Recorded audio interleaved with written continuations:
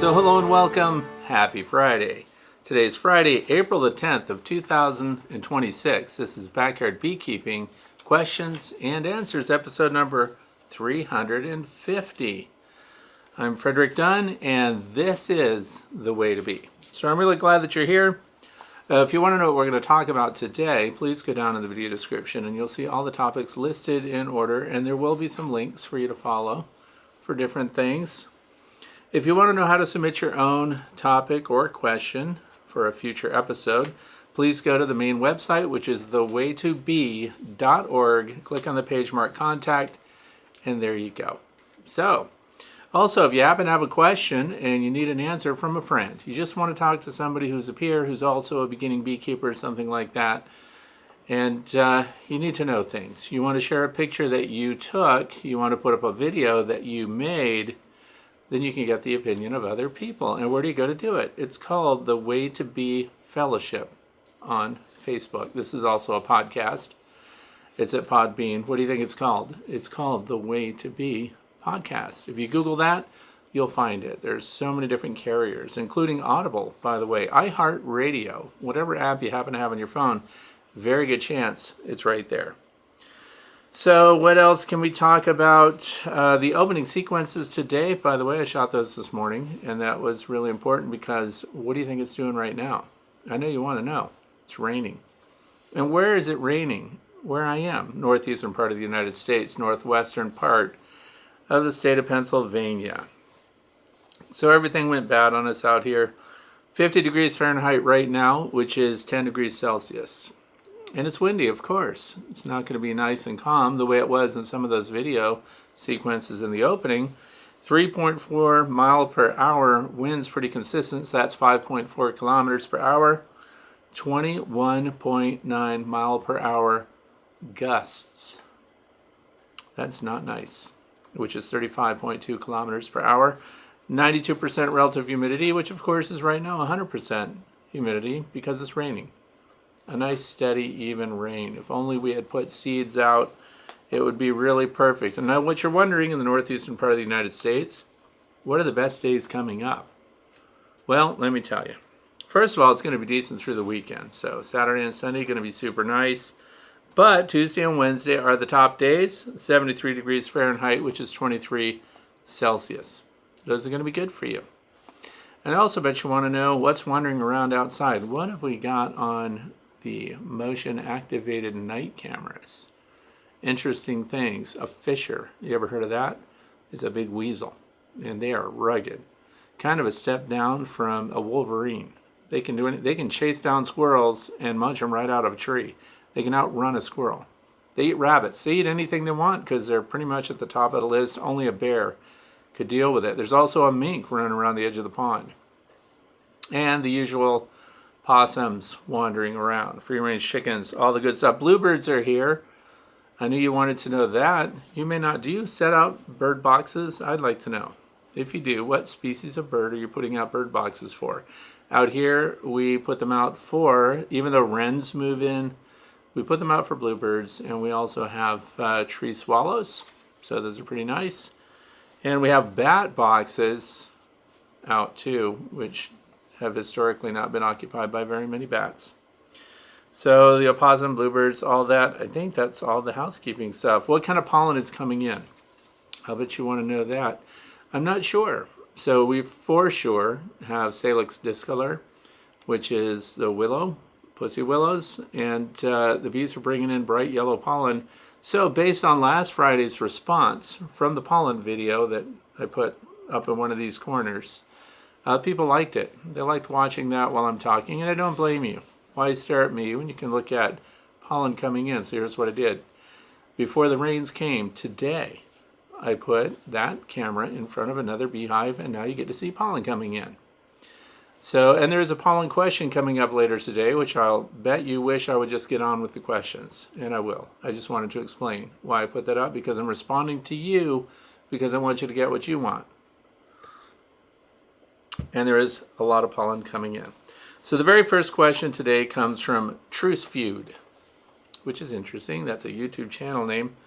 It says you had quite a few black bees in entering the hive, and they must be very welcoming to allow for that. So this is in reference to the video last week when we showed the top bar hive and all the pollen-bearing bees that are coming in after foraging. And here's what I want you to know. That doesn't mean that those bees were not from that colony. When you look at a beehive and you're looking at the entrance and you're seeing the foragers coming and going, sometimes they can appear very different. Some could be very light colored, like Italian-looking bees, and some could be darker, like carniolans. And you could think, wow, they must be having workers coming from all over the place, but it's not the case. Here's what's going on. Remember that your bees can look different. They are not all full sisters. This will ring a bell. Their mother, the queen, when she flew out as a virgin and she went to the local drone congregation area where all the singles hang out, she mated with a drone for sure. That's why she has offspring inside the hive, but then she just kept going. And she mated with another drone, and then another drone after that, and then another drone after that. And even though she had all the drone activity that she needed to produce eggs and workers and drones even in the hive for years to come, she loitered in the drone congregation area and was mated several more times. So what happens is you get the genetics of a bunch of different colonies of bees through the queens mating with different drones. So when that happened, of course, we have half-sisters and we have full sisters, and there have been a lot of studies done on this. The full sisters actually recognize one another, probably through pheromone inside the hive, and they tend to cluster together. And then there are others that might look a little different, that come from different fathers, and off they go, and they know one another too when they find their full sisters. And they don't come out in a series, because that's the next question that we get to, and questions I've asked myself when I run into an entomologist who seems to be in the know about things. Now it just kind of mixes up in there, in the spermatheca. It's just kind of all over the place. And then so the full sisters are kind of surprises as they show up. But that's what's going on, more likely. Now, it doesn't mean there isn't drift. It doesn't mean that some other forager didn't just randomly show up and get invited in. That could happen. But when we see several dark bees in the same hive, those are full sisters. And then we see the lighter ones, those are full sisters to one another. And then we don't know. This is all speculation just by looking at them, because you'd have to do actual DNA testing to know for sure. But I just want you to understand that there is some mixing of genetics going on, which is why the workers can appear to have come from another colony altogether. And it's interesting, too. Do you know they take care of their full sisters more than they would the others? Like if food and resources were low, they would feed one another first. Then if there's leftovers, they go on to the half-sisters. It's true. Question number 2 comes from Chris from Spencerport, New York. So just what is the lowest temperature you've seen bees foraging at? This morning, I had bees out investigating flowers, and the air temperature was 38 degrees Fahrenheit. And not just a bee or two, there were a lot of bees flying, and from both hives. From everything I've learned, they should not be doing that. It was sunny, so that helps, but definitely odd. Okay, so here's the thing. That's the kind of thing that you could do an experiment about, a very easy one. And so I want to let you know that I've done an experiment on that very thing. Because we want to see at what time of day do they start foraging. This is knowledge for the sake of knowledge. But because I was told early on they don't forage or fly unless it's 60 degrees Fahrenheit minimum, and they don't fly when it's above 100 degrees Fahrenheit maximum. They don't fly because then they overheat. So the part is when they're taking off and flying from the hive in the morning, of course they're warm inside the hive, but when they take off and they fly out of the hive, they could be in jeopardy with colder temperatures, and so they sometimes crash land right into snow and ice and things like that, and don't make it back. But they engage in risky business. If they know that there's a known source, and I brought this up before, but we'll retread it, they will fly to a known source that has a high sucrose reward, so high sugar content. And they'll do that in colder temperatures. Now, what's key here in the question is, remember, it's sunny. So they can park themselves just like people do in sunny spots on cold days so that you can warm up, and then off they go again, because it aids in their efficiency getting their thorax back up into the 80s so they can fly. So we did the tests, and I also did the tests by changing the temperature of the resource that they were coming to. Did it make a difference, for example, if we had warm sugar syrup out and cold sugar syrup next to one another? Did the bees care one way or the other? What they cared about was the sugar content. So they would land on and drink from a feeder that had very cold, 50 degrees, 49, 48 degrees, that area. When they would drink that, they would go into a chill coma and plop on the ground, and you'll see them all around the feeder, just loitering because they can't get up steam. They can't get up enough steam and warmth to fly home yet. So they're waiting for the sun to come up. And they do fly remarkably cold. So I'm going to put a link for those of you who want to see it. It's a very simple backyard test. But we show video, and we show it in time lapse with a clock right there. So we know what the temperatures are, and we know when they started showing up. Now, the reason I said they came to a known source, they're less apt to just cruise the countryside looking around to see if they can find something new to then get a sample of and bring back to the colony so they can waggle dance and share what it smells like, tastes like, and the benefit it might have for the colony, which could encourage other foragers to take the risk to fly out in less than perfect conditions. But that's what's happening. So 38 degrees and sunny, you get into the 40s, they were definitely flying in the 40s and 50s. So once again, it's just a matter of what the other conditions are and what the reward is going to be. So super interesting. Question number 3 comes from Russell from Newberry, South Carolina. Says, I received 7 mated queens today to go into splits. So it sounds like Russell's making up some nucleus colonies. So I was planning on moving the smaller colonies a couple hundred yards away from the parent colonies as the queens were added. But with it getting down to around 39 degrees at night, this past Wednesday, I decided it best to put them over the parent colonies using a double screened board. My question is, would it be okay to move the splits those Saturday to the desired location a few hundred yards away, or would I risk losing too many back to the parent colonies and I could take them a few miles away if that's best and return them in a couple weeks? So making splits right now, and this is South Carolina, so much better off than we are here. You will lose foragers when you're making up packages like that, because really you're just creating a package. You're getting queens in, you're going to make splits. Hopefully you're going to pull a frame of brood with each split and start those new nucleus colonies. And you do lose foragers. That's why they kind of go quiet. In other words, you don't see a lot of activity from your newly made packages or splits in your own apiary. And so what then you have to do to keep them going, keep them supplied at a minimum, sugar syrup this time of year, 1 to 1. And because remember, they've lost their foraging force, because they will just drift right back to wherever they came from. They're already familiar with the area. They already know the colony they came from.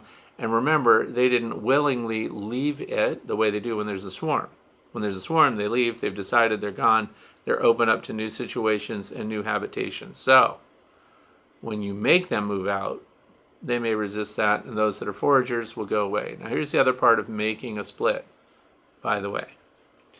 Often we like to shake the nurse bees into the new box. Why do we do that? Well, they've never been outside. Keep in mind your average worker bee only lives about 6 weeks. Some more, some less. It depends on what's going on. So if they're less than 4 weeks old, then they don't know where they are. So when you dump those in, the foragers leave pretty quick. But those nurse bees that you dumped in will wait until they're mature enough to start doing outdoor jobs. So we're shaking those in and letting the foragers fly away. So that helps out. So the other part of this is, what if you made this forced split or this manufactured swarm, whatever you want to call it, and you don't want to lose any. So taking them a few miles away, because that's an option here, could take them a few miles away if that's the best and return them in a couple weeks. I personally don't do that anymore. Inconvenient to go and check on them when they're really far away. So I keep them right in my own apiary and do what I described before. However, if you take them a couple miles away and you took a bunch of foragers with you, they can forage right away. When they wake up the following day and realize they've been relocated somewhere, they have to memorize the landscape features again. And then they have to find new resources. And so you only have to keep them there for a couple of weeks. That's when you will get the bulk of them. The foragers are done, and what's replacing them are those bees that went with them.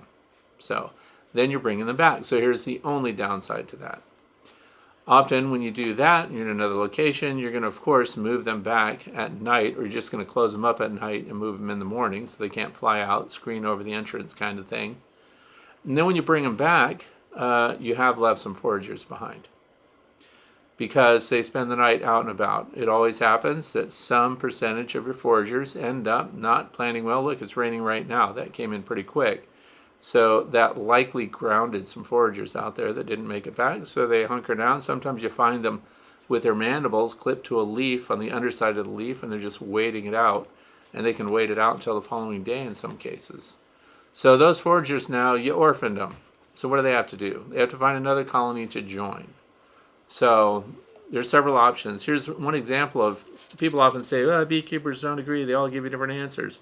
Well, because all different things work, and they work different ways. So often what you're being told from different people, it isn't that one is wrong or right. It's that one might suit what you want to do more. So for me, what I like to do, I keep them right in the apiary. Because kind of what we're describing is creating a resource colony. Although we can easily do this and bring in a queen, add a queen, which you don't have to buy queens. But this is already done, so Russell spent the money, and that's the way it's working.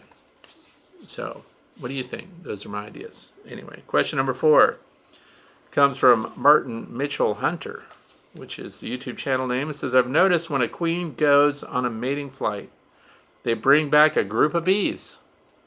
I'm sure some of them found her when she was out and followed her back. So the bunch of bees, I can tell you right now, because it sounds like a swarm when you walk into your apiary and you're looking at your bees, and everything sounds like a swarm now because they're all on the go. There's a tizzy of activity. Anyway, so what happens is we see drone rushes, and I video this a lot because I think it's funny. The reason I think it's funny is what it really does, it shows us that a queen flew out, a virgin queen. She went to the previously mentioned drone congregation area where the singles hang out. Before she even got there, she likely had drones spotting her on the wing and following her, chasing her. They call it the drone comet. They just follow her by the hundreds, if not thousands, depending on the population at the drone congregation area. Then when she's done, when she's had enough, when she's mated and the last drone has died, then she flies back. And on her way back, she still is being chased by drones that spotted her, especially if it's a low target environment. In other words, very few queens showing up. This tends to happen at similar times. So several colonies may have sent out queens to be mated in very close proximity, time-wise, to one another. So there could be multiple queens out there. But the drones follow her home. And then when she lands, this is the best part, and if you can get a video of it, it's kind of fun. When the queen lands, she still has what's called the mating sign on her body. What's that? That is the reproductive organ of the last male that she mated with. She took it home. She collects those. And so then she has to get inside, and then people ask questions, well, how does she get that off of her? Well, she rakes her body across the comb, and it just tends to come off. And then, of course, the cleanup bees just get rid of things. But so those drones show up, and you get what's called a drone rush. I call it that. I don't know what the entomological name is for it. And they seem to visit for a while. Like, they get in there, and they get fed, because let's be honest, they spend a lot of energy chasing her home. Did any of those actually mate with her on the way home? No, because the minute they mate, they pass out and they drop to the ground and they expire. So they pass on their genetic material, and that's the end of their job. That was their only job. So the rest of them get fed, and then within a couple of hours, if you weren't out there to see it, there's no more activity at the landing board. They just leave. They just go back to wherever they came from. Now the funny part about drones is they can leapfrog to any colony of bees that they choose to, and the nurse bees in there and workers feed them. They'll feed a total stranger. And then they zip out again, and after they're all fueled up, and they go back to the congregation area, depending on the time of day, if there's still an opportunity to mate. And so that's what's happening. I call it the drone rush. If you want to do some funny things, and you know you've got virgin queens, for example, you can put them in those tiny insect enclosures, which is a lot of fun. If you happen to have a 25 or 30 foot telescoping pole that we use to get swarms out of a tree, you can put that little netted queen in there, put her at the end of your pole, just 25 or 30 feet in the air, and start walking her out of your apiary and see how many drones show up trying to get into that net. It could be an eye-opener. She doesn't get to the drone congregation area. Drones are interested in queens whenever they're flying somewhere. So, food for thought, experiments to do. Lots of fun. So, question number 5, and I can't even say, oh, this is the same person that asked the question last week, MJLS7QR8XP3N, YouTube channel name. So anyway, my top Bar Hive bees were bearded on the front yesterday, 77 degrees Fahrenheit in Eugene, Oregon. Says above normal for sure. I have a 1.5 inch entrance, plus 2, plus 1 at the top, and 1 at the end for ventilation. I have a follower board with holes on one side of the top of the board at bar 28. Also, vent holes on either side at opposite ends of the hive.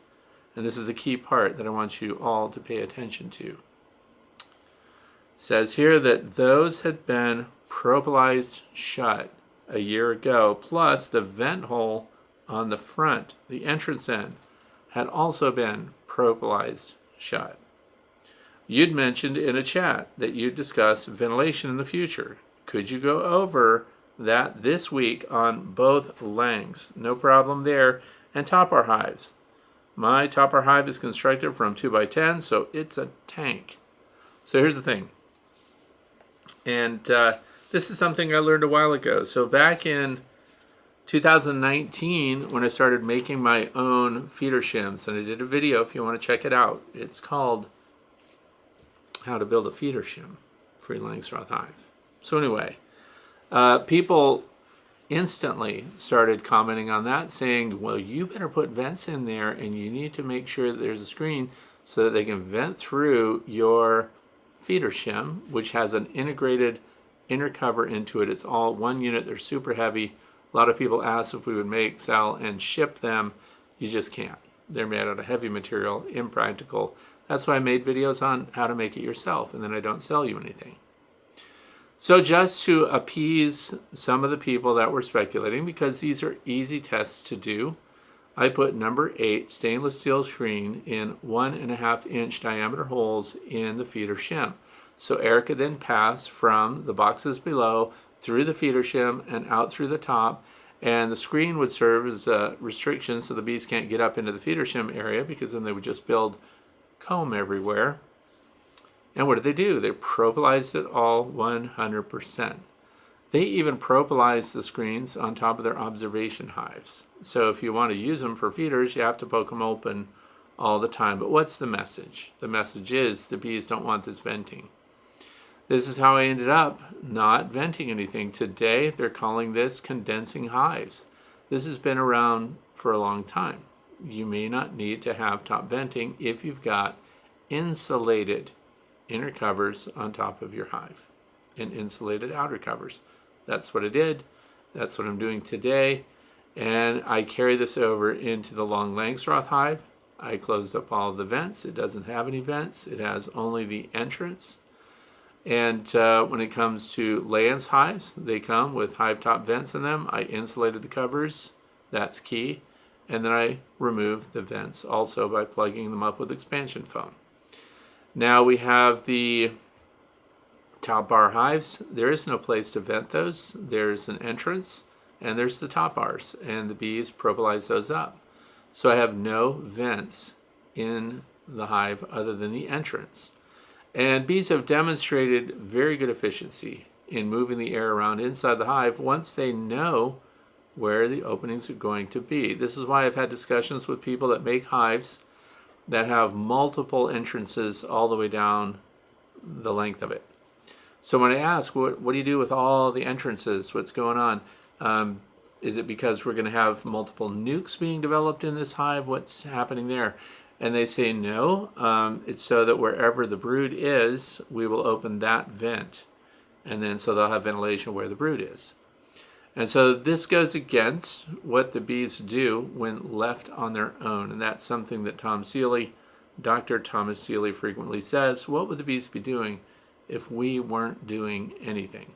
And this is an example of that. We know that they need an entrance, and they would keep their entrance.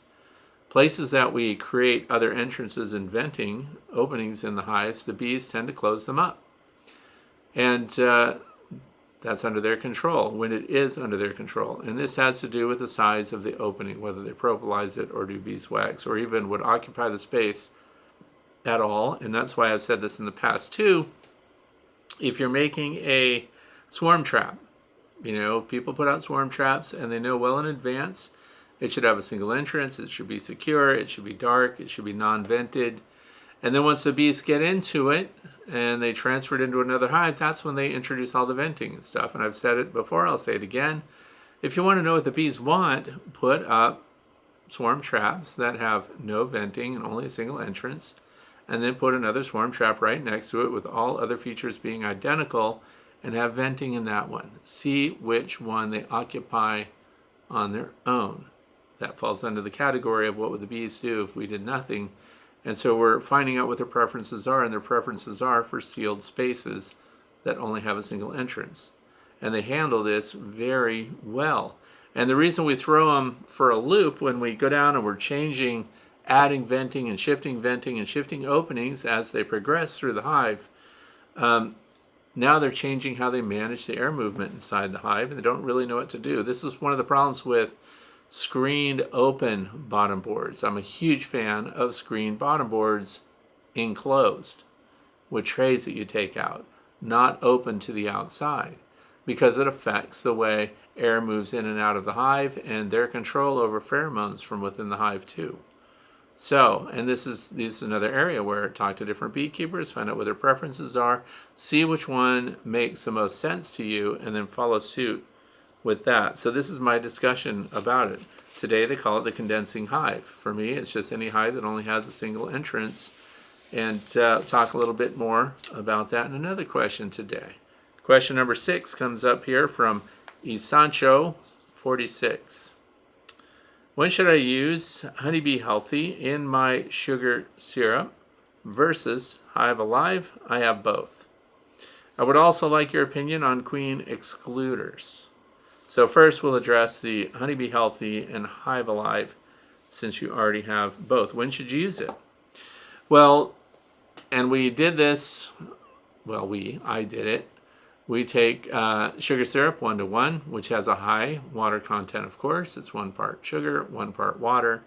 So if you talk about something that would spoil quickly or ferment quickly, the lower the sugar in it and the higher the water percentage, then the more quickly it should begin to ferment. And then if we get really high sugar content, like 2:1, fermentation is, of course, pushed way back. So, and then the bees use it more. But if we wanted to find out the benefit of using Honeybee Healthy versus Hive Alive, they both have a similar function when it comes to keeping your sugar syrup that you spritz on bees. If you carry a spray bottle of sugar syrup, the shelf life is profoundly extended. If you're doing 1:1 sugar syrup and you put it on a hive, let's say to feed them in spring, it's a very common thing to put on a swarm that's been put into a hive, and it is a great way to keep your colony building new comb when you hive them. The minute they run out, they tend to stop. So, Honeybee Healthy versus Hive Alive. The extended, keeping that black mold that shows up in the drinker from forming, you get about 4 months to 5 months out of the Honeybee Healthy following their standard mix recommendation. So you're always going to follow the label on that stuff. And it smells very strongly of lemongrass. So Hive Honeybee Healthy gets their attention very quickly.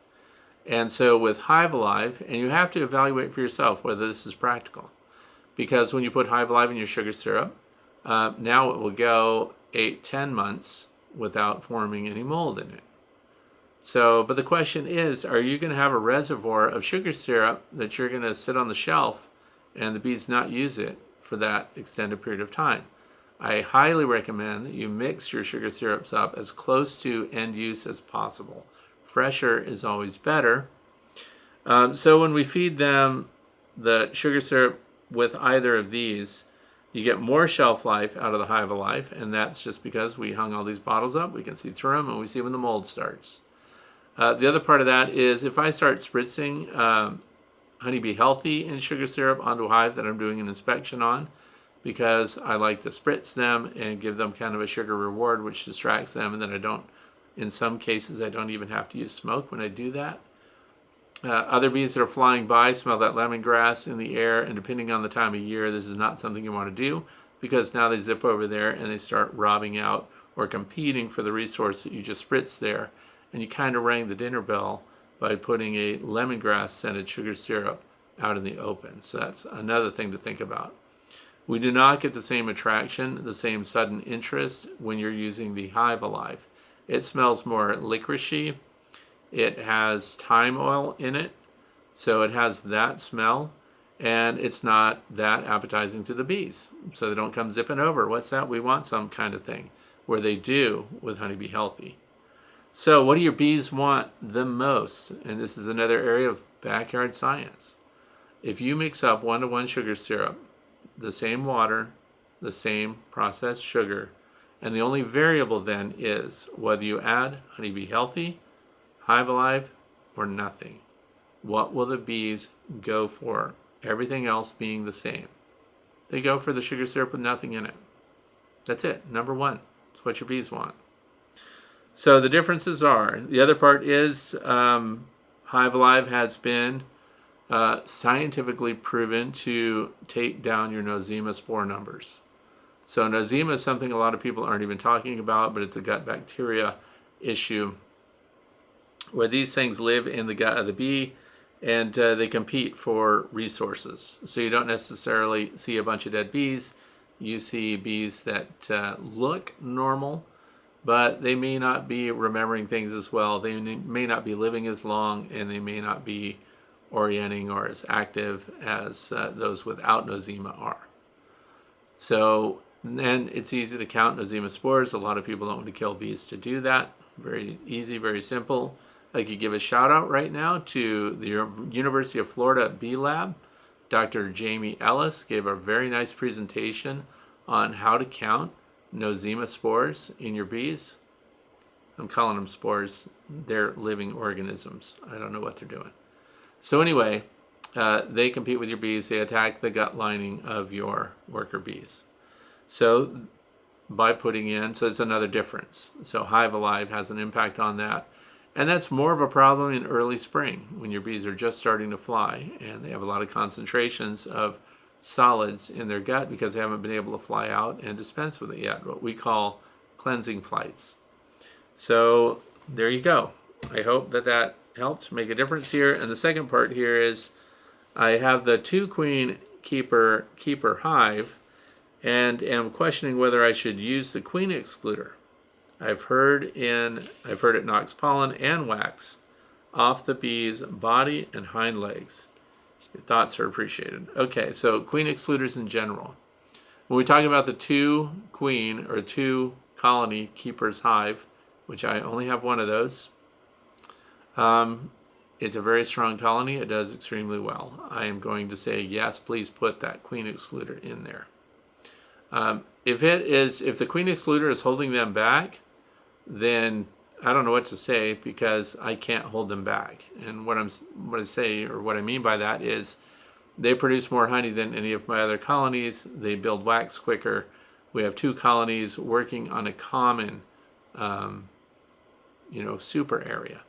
So I removed the queen excluder going into winter because then we have just the 2 nucleus hive size boxes on either side with a divider between them. and there's honey in there. So it was wall-to-wall capped honey. And they moved up into that, and then I had the insulated cover on top. So now I have to go back the other way. I have to pull that box off, put the queen excluder on. And by the way, the queen excluder comes from that company for the Keeper's Hive. It's different. It has a thinner wooden trim. It's designed to integrate and to keep your queens separate without a space that they can go up and over and get into the other side. Although, I have to say, I don't know why the queen would get up and go over, but it definitely keeps the brood out of the upper boxes. So you definitely want to use your queen excluder. And that's the way they intended it to work. So that's it for question number 6. Moving on to question number 7. This is from Chriso, C-H-R-A-S-O. It says, any idea what the conversion rate of pollen to brood is? In other words, how many of those giant pollen baskets does it take to provide the protein via brood food to turn one egg into an adult worker bee? That's what I was wondering as I watched my bees in western New York bringing in similar loads a few days ago.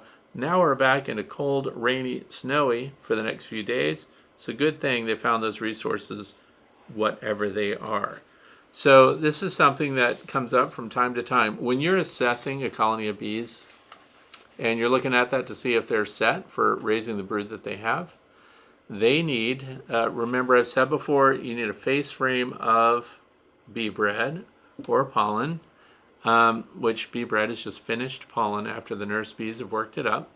And then the other side, you need that much to feed an equal size surface frame of brood. So it's really 1 to 1. So when we're looking at cells of bee bread, 1 cell of bee bread packed to the top will feed 1 larvae from the point of hatching from an egg to when it gets capped as a pupa. At that point, they're not fed anymore. So it takes 1. So this helps you estimate, do I have enough pollen? Have the bees brought in enough pollen to feed the brood that's inside the hive? Because if you just see a very thin ring of pollen or bee bread around the outside edge of your brood area and you don't see it anywhere else, they're pollen deficient. And then what's going to happen is the queen is going to back off on her egg production because the nurse bees are going to convey to the queen via her diet that they don't have enough resources to continue feeding the brood, so she has to slow down. So the other end of that is too, there should be an abundance of pollen before the queen is even laying eggs. So the pollen, the high rate of pollen coming in does indicate every time I've ever inspected a hive, if it has been coming at a rate of 10 or more per minute, then there is a queen in there who's productive, and all of these foragers are trying to keep up with the nurse bee demand for the resources to feed the brood. So that's just like the video you're watching right now up in the corner. They are coming in at a rapid rate, but look at what happened. It started raining, and now they can no longer bring it in. So the next question you may wonder is, how many trips do they have to make to collect enough pollen, which later becomes bee bread for the bees? And the bees that eat the bee bread are the nurse bees that then use their hypopharyngeal glands to produce the food necessary for open larvae feeding. It takes about 10. So that means 10 foragers coming in on average, scraping off the pollen from their corbicula into the cell. They do this directly. And then nurse bees go around and they push their heads in there and they pack it down and then they amend it. So they're actually regurgitating material into that to help it ferment and help make bee bread. Now, whether or not a real full-blown fermentation process happens, something happens to turn it into bee bread. And that's why you can smell it. Something's going on when you have a whole bunch of pollen going on in there. So we need 1 full cell, roughly 10 loads. That means that's 20 legs of pollen going into that before it's enough to feed 1 larvae start to finish. Now there is one larva that takes more than that to grow, and that's the drone. Drones get fed more, they're bigger, they're heavier, and they consume more. And they also consume more after they emerge from their cells. They eat more because they have a big engine and they require a lot of calories to power it. So anyway, and all pollen's not created equal. So there are variables, but you could say 10 loads per cell, which is 20 leg loads. And then, of course, one cell, one brood, start to finish, on average, with variables. Question number 8 comes here. This is Michael Moore. Do you have a video showing the bridge that you made to stop the queen from coming in the honey super without using a queen excluder? Okay, I didn't build a bridge. So, the setup is a deep brood box, whether that's 8 or 10 frame. And we let the bees build it up. That's what's going on right now. So, we're getting them to build up, and then when they get most of their frames involved, they're going to move up into the next box. Now, that's why we hold back on supering until they're really filling the brood box first, because we want to keep them down there and we use the brood to anchor them. So this is a discussion about using and setting up a colony without using a queen excluder. So the deep brood box, this is my personal practice. Then I put the medium on, which, by the way, looking at the activity right now and the weather conditions that we have ahead, and the pollen loads that are coming in, and their commitment to their brood in that bottom box, next week is looking like the time to start to put medium supers on your hives. 1. So then I put the next box on, and I've said in the past that I like to have them fill that box up in spring, and so it ends up being full of capped honey. This acts as a honey bridge. So there's no physical bridge that we build. It is something that happens inside a hive. For example, if we followed Jeff Horchoff, which is Mr. Ed, or we follow Randy McCaffrey, which is Dirt Rooster, and you go down to the south and you see the buildings that they tear apart, and they look at colonies of bees. All I want to know, how many holes were there? How many entrances were there? How big was the entrance? Where was the entrance located? What was the space like underneath those bee comb, right, that's in there? So what happens is they establish a honey bridge there too, because guess what? There's only one entrance. The entrance is often remarkably small.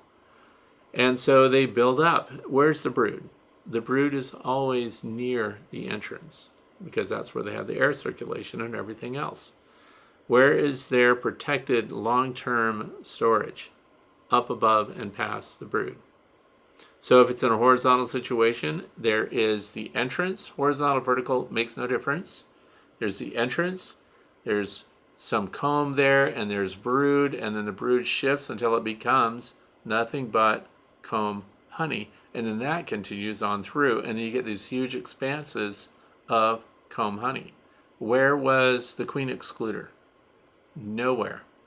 So what they do is, once they get to the edge of the brood area, it transitions into nothing but capped honey. So this is what I refer to as the honey bridge.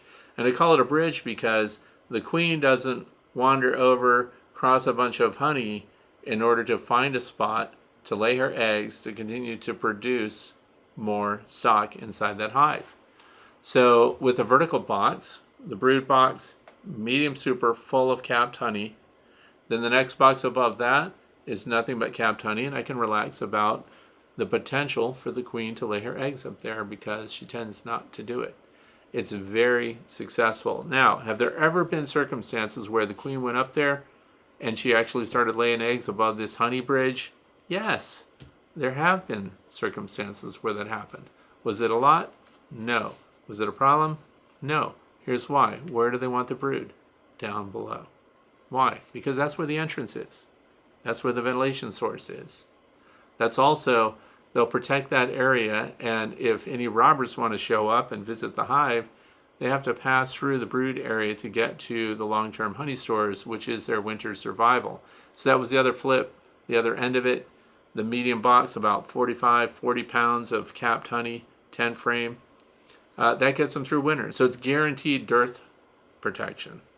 If we get a weird weather situation and all of a sudden they can't bring any forage in, we at least have the carbohydrates already there, because I don't take that. That's for the bees. And then above and beyond that, that's where I'll take it.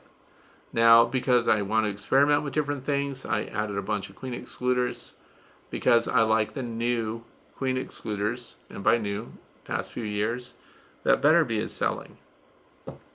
they're very good. The bees go right through them. They also didn't, bees wax them up and propolize them and stuff like that. But the bees will actually, with some of the plastic queen excluders that I started off with many years ago, I had bees actually close up the entire queen excluder, just propolize it until every opening was sealed.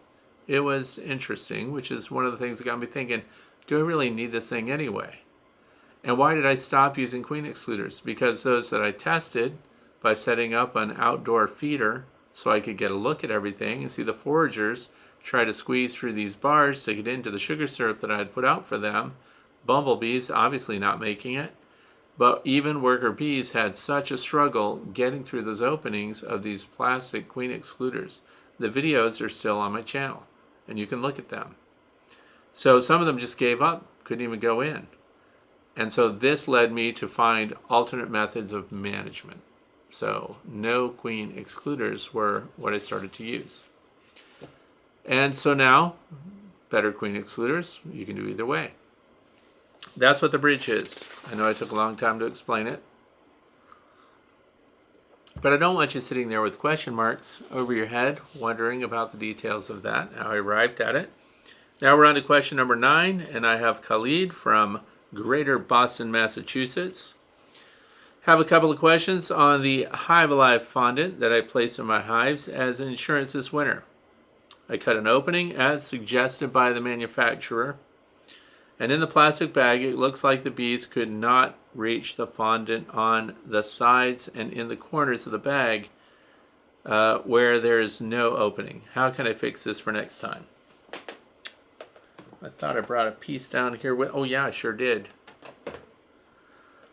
I've shown this before, and some people look at it and say, where did you get that? What is that about? Well, this comes from Hive Alive. And by the way, if you go shopping there, ask for the Fred Dunn discount. A lot of different places are giving Fred Dunn discounts, and Hive Alive is one of them. So I think it's Fred 10. Anyway, this has the cutter on one side. You cut the hole, flip it over, push these teeth in there. So it's kind of like that thing that sits in your pizza box for those of you who buy pizza, and it keeps the box from crushing down on your pizza. Then it goes like this, so the hole is underneath. This, by the way, goes very well right on top of the Be Smart Designs insulated inner cover central riser column. Pull that black cap off. Now the bees go up in there, and because it's puffed up like this, now the bees go to all the corners. It doesn't collapse down on itself. And you use these over and over and over again. So I had to go out in the bee yard and get this one so I could share with you to show this during this question. But you can do other things, because before those came out, I was putting in smoothie straws. I don't know if you've seen those. Smoothie straws are a pretty big diameter straw. I think they're like 3/8 or bigger, which just happens to be bee space. You clip them so they're about 2.5 inches long, and you go through the hole that you've cut and you stuff them towards the corners, and then the bees can travel through them and clean out all of your Hive Alive. So that works too. So that's how you fix it for next time. The other thing was I thought about cutting the corners off, but smoothie straws or that, they seem to work equally. Anything that will puff it up and allow the bees passage in there. If you've got ideas on how you've puffed yours up and made them work better, please put that down in the comment section. I'm sure other people would love to see that or know more about it. Let's go to question number 10 from Mickey Carvalho. It says, hi Fred, do you think a vacuum could be used for deadouts? Sure can, but try not to. Here's why. So I have these bee vacs that I set aside just for vacuuming live bees, and I have used them in the past for dead bees, but that's before I figured out that I could blow them out with air. So I'm going to go over this again. And somebody wrote me, remember last week about the water pig and how it turned yellow? This is not a wolf box, but this is a blower. Has that long nozzle on it. It's battery powered. I bought this before I got the wolf box units. Has a little USB-C connection on it, and it blows air. So anyway, the first step, I like the fact that you don't have to make contact with it, because here's what happens. They tend to get sticky and wet and gooey, and when you use your vacuum hose, they're going to get your hose sticky and gooey, and all the residue is going to be parking itself on the interior surfaces of your vacuum nozzle, your vacuum hose, and maybe even get up into your filter system. I don't know what you have, but you can use a vacuum, and I have another vacuum this year that I haven't even demonstrated yet, but it's not for what you think. It's a wet dry vac, and I'm going to use it to remove sugar syrup from feeders that are still full that the bees aren't touching. So you know that happens sometimes when you have a feeder on top of your hive and you put sugar syrup in it, but the bees are finding everything they need outside, so now they're not going to use the sugar syrup. So if this is like a frame feeder or something like that, that can be messy. Plus there can be dead bees in it, depending on how much open surface area there is. So there's this wet dry vac that I got. I don't remember the name of it, but that's coming up, and I use that to suck out the existing sugar syrup that has bees in it. Here's why: because now we can filter the bees out of it and then go ahead and reuse that sugar syrup somewhere else. Different time of year, starting nucleus hives or something like that. But anyway, air first, blow them out.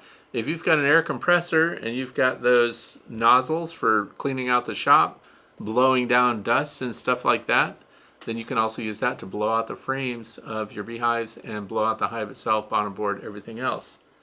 Then, what is this? That's that portable water pick thing, which I didn't even know existed until I was thinking about it. How to clean out the leftover bee bread and tough bees and residue and things like that in a healthy hive. Should be healthy. Let's not do this to anything that we suspect might have foul brood in it. And I'm not going to turn this on because, by the way, it's really strong. And even a foot or two away, it spritzes and hits your hand really hard. So you do not have to get it right up in the cells. And I'll put a link to this. This is fun. And you'll find that there's a lot of uses for it, like cleaning out your weather station rain gauge, which gets gummed up. You know, it teeter-totters back and forth. Stick this in there and spritz it. You'll find all kinds of ways to use forced water. But anyway, so we clean out all the cells with it. The ones that need it, has its own water reservoir, and of course it's battery powered, rechargeable. And then it's wet, and the cells now are full of water. So now you come back with your blower. I prefer the Wolf box. I'll put a link to that if you want to look those up. And this will then blow the water out of the holes and blow it all over you while you're standing there doing it. Because even though you turn the frames upside down and you shake it and you do all this stuff, there's a lot of surface tension to the water. Something about the shape and size of those cells, it holds water. Now your option is to, of course, to just let it dry out, which, by the way, takes a long time. So just by blowing all the water out of the cells, now you can put that frame right back in service right away. So, good to go. Air, water pick, followed by air. And if you've got an LPR hose, you've got unlimited air, and you can do it. And I found that in some cases, just the air alone can even blow out if you've got little bits of pollen that are stuck in the cells that haven't been really worked in or glazed over, which they tend to do sometimes with pollen that they have no intention to use. That's where the water pick comes in. That thing is really strong. And air dry, back in service. Here we are, last question of the day, question number 11, which comes from, I can't even say it, Abi El USA. Anyway, can you do a tour of your studio? I was so curious about the books you have in the background. I tried to zoom in, but couldn't. Okay, so the tour of the studio, you're seeing it. This is all there is. What bees see. We have The Heart of the Hive by Hilary Kearney, and ABC at XYZ of Bee Culture. And I think that's from the 1870s. It's an old book. And by the way, how do those books end up there? I pick them based on the color that looks good in the background. So if you have a favorite bee book that you think should be in this background, see, I don't like the bright colors. There have been some really good books that came out. You're not going to see Kamen Reynolds and Blake Shook's book back here. It's bright yellow. It takes all the attention. So it draws too much to it. What we call visually gravitational. I just made that up. too much visual gravity. So I don't, there's Tom Seeley's books are super nice, but they have white covers. They draw too much attention. So I have these darker books and stuff. That's why they're there. And so that's the background. We're on to fluff for today. So let's get into it. Clean your dead out. Same old story. People still haven't done it. I know you haven't done it. You have to do it. Clean the dead outs. You're going to have a swarm before you know it. You're going to be upset that you're not ready. Swarm traps out. Put them out right now. And this is also when you can start, and of course I'm talking about the northeastern part of the United States. Where you are, I know that somebody in the south is going to chime in and say, I've already got 5 swarms, I've done 2 cutouts. I know it's going to, okay. I'm just telling people that may be procrastinating here in the northeastern or colder climates. We have super strong hives. I don't know why I wrote that. Super strong hives. You have to think about supering some of these hives right now. I know it seems early, but look at all the activity of the bees bringing in pollen and resources. They are growing fast. Their numbers are big. They sound like swarms. They're building up now. This seems ahead of time, considering how bad everything is. And with the weather that's coming up, by the way, we've got a 2 or 3 day window when you can get out there and actually do some good physical inspections. Hopefully you'll do that and assess how much brood, how much pollen, how much space are they using up and what do they need, because this is your opportunity. You can't wait. This is your opportunity to decongest your colony a little bit by adding a super. I also recommend 1 super at a time. Don't go nuts and put 3 boxes on all at once, because they tend not to use it as well as they do when they have smaller spaces and do it incrementally. The other thing is, for those of you who have troubles lifting things, you can do micro honey harvesting. What do I mean by that? Well, instead of lifting the whole box off, I want you to grab some 35-pound dumbbells, walk around with them, because that's a 70-pound box right there. You got a dumbbell in each hand that's 35 pounds. Do you want to lift that? Do you want to tote that around? Now, I recommend you do. If you can do it, get strong. And the guys can do it too. I'm not just talking to the women. So what you can do, though, is lift out just the frames. So you go out there with your Hive Butler tote or whatever you have, and don't forget they have a discount too, Fred 10 or 5 or whatever. Anyway, you find a frame that's already capped with spring honey, grab that out of there, put that in your Hive Butler tote. It weighs about 7 pounds. And then you put in a replacement frame of drawn comb right then. Now you're decongesting your honey super. We are not commercial beekeepers. We don't have to wait until the whole crew is together and use vehicles and lift booms and bobcats and all the other stuff that people have, the rich people that they have. You just have yourself or your spouse, and so, or a grandchild. Send them out there to get the best capped honey. And by the way, you can use these to blow the bees off of it. Capped honey, blow it off, put it in your Hive Butler tote, put the replacement in, get another one, spritz a little sugar syrup on the replacement one so they get the reward, the sense that you're doing them a favor by taking away some of the honey, and you blow off the next ones with your portable battery-powered wolf box. And now you've got honey now. And spring honey is really, really good, in my opinion. So anyway, strong hives, super those things up. Inspect from anywhere, your prime inspection times are noon to 2. Why do I say that? Well, the sun's going to be the highest. You're going to see things the best. Most of your forages are going to be out of your way because you try to do this at the end of the day. It's too much activity. You don't have the golden hour for beekeeping. You don't want to go out there at sunset when all the forages are in and you're going through. You can't even see the frames.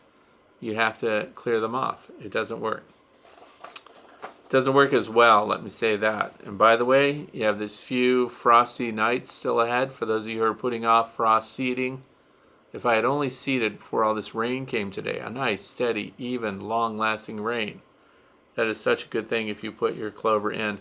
I want to know what you plant, because I get some pushback on, why are you telling people to use clover?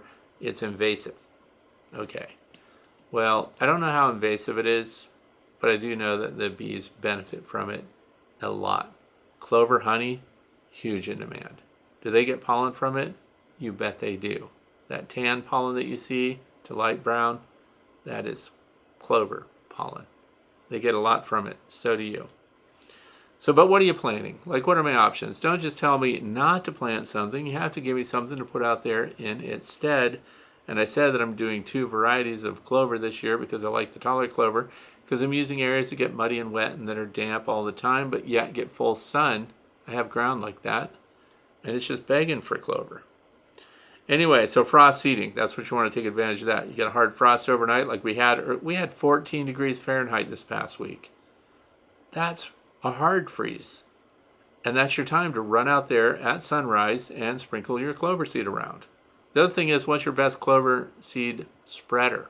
Or any small seed spreader that you hand carry, not some big bag over your shoulder that looks like bagpipes. I mean, like a little hand spreader. You got one of those that works really well? Shoot the name of it out there. Put it down in the comment section. I'm looking for one of those that you have really good controls on, because I have a lot to seed this year, as always.